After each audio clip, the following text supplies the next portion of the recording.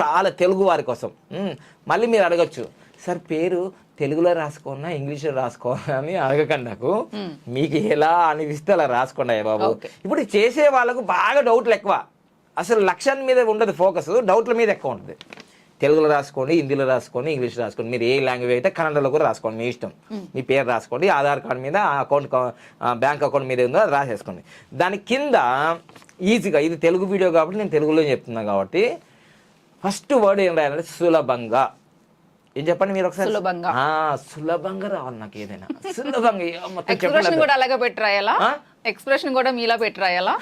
అలాగే పెట్టి రాయడం కాదు, సులభంగా ఫీల్ అవుతూ మంచి హ్యాపీగా. అంటే ఫీల్ కాకపోతే అది మనకు రాదు, అది ఎమోషనల్ ఉండాలి, కనెక్ట్ అయ్యింది యూనివర్స్ కి. సులభంగా, వేగంగా రావాలి. మళ్ళీ సులభంగా రావడం కాదు, వేగంగా, ఫాస్ట్ గా, జెట్ స్పీడ్. ఓకేనా? ఇలా అనకండి మళ్ళీ మీరు కూడా.